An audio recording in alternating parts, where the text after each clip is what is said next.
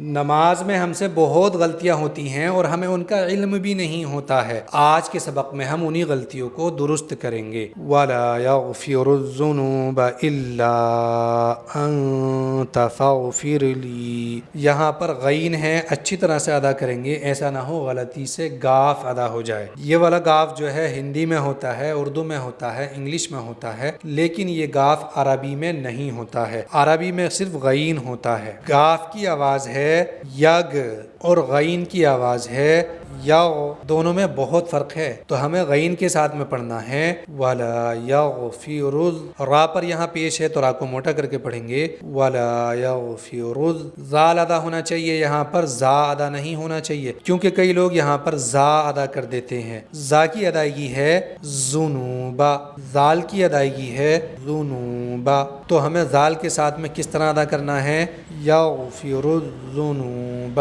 با کو یہاں کھینچ دیتے ہیں لوگ، حالانکہ با پر صرف زبر ہے، تو زبر والے حرف کو بغیر کھینچے پڑھنا چاہیے۔ بغیر کھینچے کس طرح پڑھیں گے با کو؟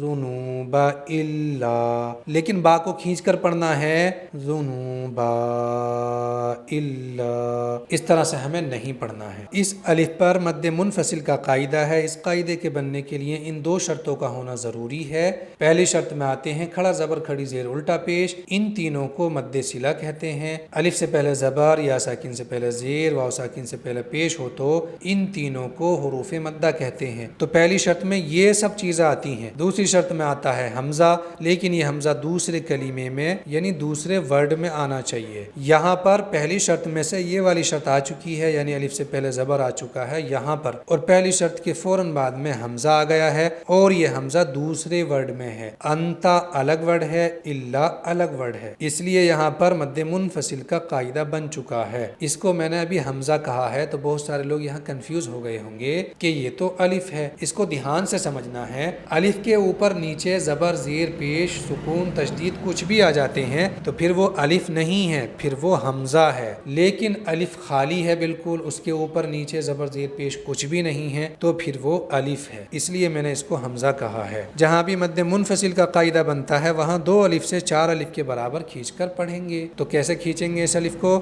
الا انت، نون پر اخفا کا قاعدہ ہے، اس لیے کہ نون ساکن آ گیا ہے اور اس کے فوراً بعد میں تا آ گیا ہے حروف اخفا میں سے۔ الا انت، یہاں یا ساکن سے پہلے زیر ہے تو ایک الف کے برابر ہم یہاں کھینچیں گے فاغفر لی۔ اگر آپ قرآن اور نماز کو صحیح معنی میں سیکھنا چاہتے ہیں تو ہمارے اس چینل کو ابھی سبسکرائب کر لیجئے۔